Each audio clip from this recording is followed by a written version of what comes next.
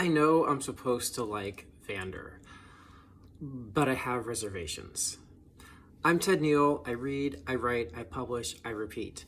And I love Arcane. And I feel like an examination of the ethics of Arcane through the lens of moral foundation theory can teach us so much about storytelling, world building, and character development.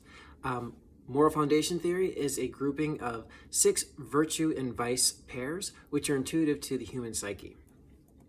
So today I'm talking about Vander in our continuing discussion about the moral universe of Netflix's Arcane and the moral perspective of all the different characters. We've moved into talking about the characters who live primarily in Zon.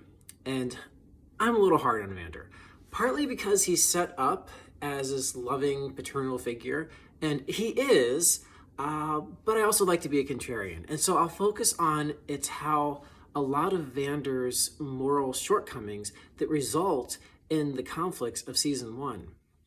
And as I alluded to in the video on Silco, it's Vander's betrayal of his family, his innocent symbolic brother of Silco, that creates the antagonist that is the monster that is Silco, and creates Silco's motivation for revenge.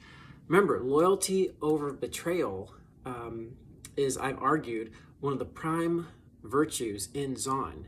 And the only thing higher than it is innocence, sanctity, purity over degradation. And really, Vander violates both. And he doesn't seem that virtuous when you consider that. So a writing professor once told me that every story is about a crime.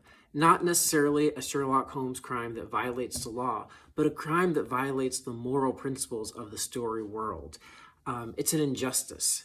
And it's the work of the protagonists in their journey, usually to right these wrongs. And that's how they improve the story world.